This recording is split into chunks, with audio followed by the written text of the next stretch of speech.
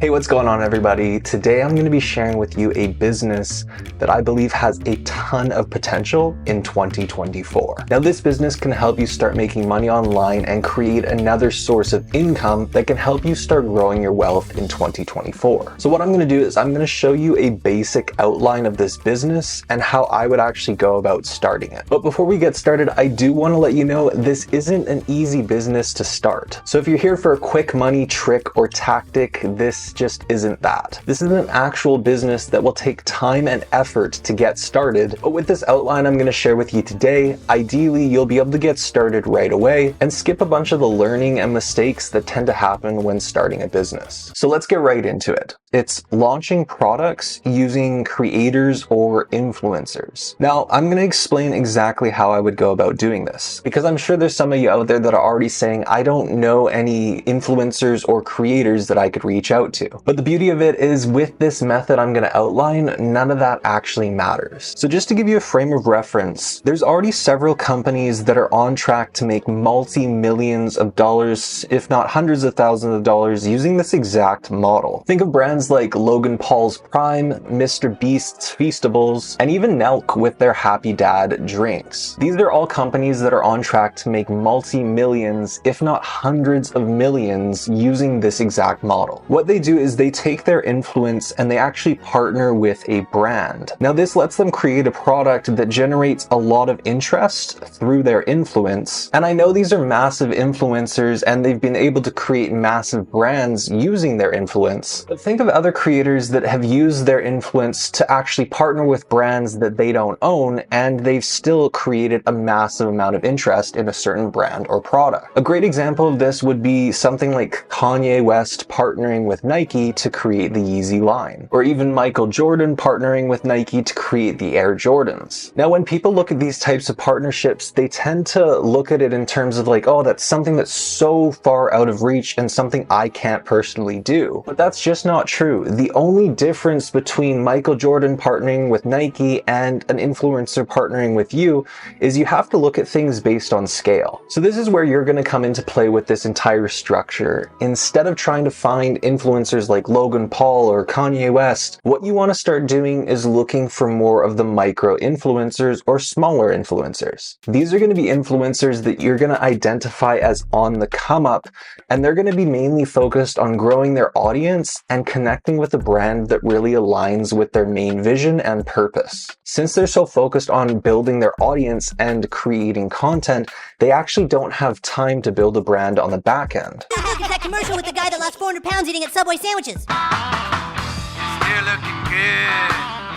His name is Jared. And this is where you'll come into play with them. What you're going to do is you're going to create a product or a brand that you believe would really connect with that influencer. What this is going to do is it's going to create a very beneficial partnership between you and the influencer that will actually benefit their audience as well. Now, the key here is finding an influencer that doesn't already have their own brand and is genuinely just focused on growing their audience and creating content. Why this is important is because these creators may not actually be making that much money from their content yet. So when you present yourself as a brand, offering them a brand deal, it's going to look a lot more appeasing to them. This is because what it's going to do is it's going to give them the opportunity to make some money as they actively work on growing their audience, which is what their primary focus is at that time. Now, the cool thing about working with micro influencers that are on the come up is if you can find one that is clearly dedicated to growing their audience, putting in the work and grinding, creating that content, your brand is going to grow with that influencer while you still maintain a very large portion of the ownership, or in some cases, you can maintain 100% ownership of that brand. Now, you can always work out different kinds of deals with these influencers.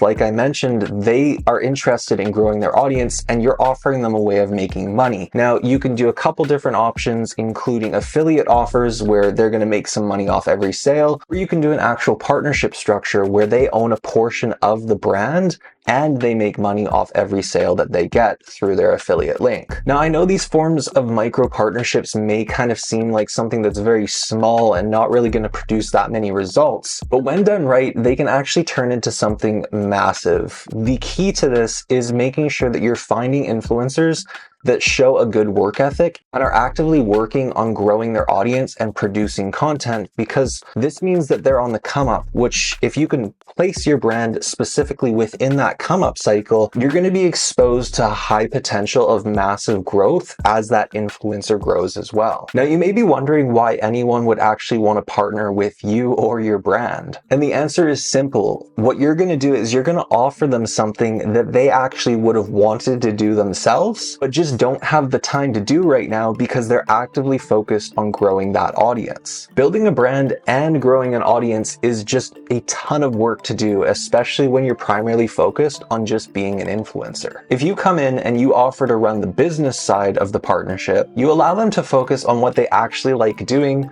which is going to be that content creation and audience engagement. Now, before you go out and you start reaching out to all these influencers, there are a couple key things that you're going to need to do before you start that process. First thing is figuring out what kind of value it is that you're going to be offering. This is going to be the skills that you bring to the table. So that can be brand building, product development, product sourcing, inventory management, website design, any of these skills that are going to be needed to actually build the brand's presence online and also get the products and services ready to go for this audience that the influencer is going to be marketing to. Second thing that you need to do is create a clean online presence for yourself or for the brand that you're going to be presenting. A great way to do this is actually using your personal profiles. This is how I've always done it in the past. I like to reach out as me because I find it gives kind of a personal touch, and then the influencer knows who they're actually working with. So what you want to do in this instance is you want to create good social profiles and ideally also have a personal website or something like that that shows the influencer that you're someone that's serious about what you're doing and you actually have some knowledge on the different things that you're going to be doing within this partnership. The third thing that you want to do is you want to make sure that you actually only focus on brand concepts that are within a space or a niche that you're actually interested in. Now, a great example of this is Iced Coffee Hour. So this is a unique partnership in the sense that it actually wasn't a product partnership, it was a media partnership. And this is just kind of an example to give to you where you can get creative. You can start doing media partnerships, you can start doing product partnerships, you can start doing service partnerships. The best ones are the ones where you can come up with a brand concept that you can actually build equity in, and then at a certain point, develop an exit strategy where either you exit it or the partner exits it, and you're able to make some money off that sale. The fourth thing that you want to do is you actually want to find influencer circles. So these are going to be places where you can find multiple influencers where you're able to pitch your ideas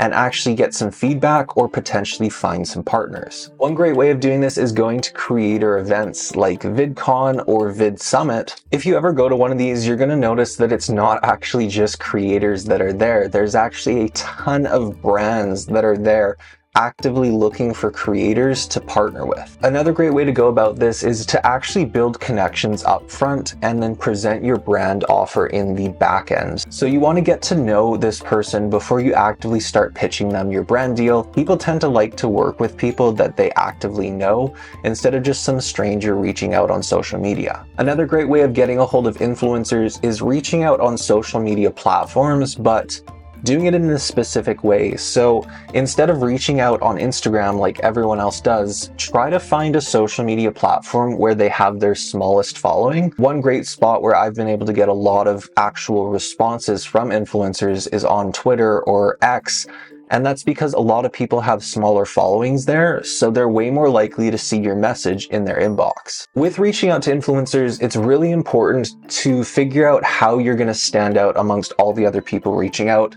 And one of the best ways of doing that is creating some form of a value that you can offer them up front. Now, this can be something like video editing services, this can be thumbnail editing services, this can be feedback about their content. This can be so many different things where you offer them some form of value up front, and then on the back end, you're going to offer them other value, which comes in the form of a partnership. And it's really important with this business model to just get creative with it. Like, You can even go ahead and launch a partnership line of products that actually has the creator's name in it. And that's a great way of making them feel like they're really involved in the process and they actually are building some form of connection to the product and also connecting with their audience because their name is involved as well. This is a great way of structuring it for things like jewelry, makeup, and clothing, shoes.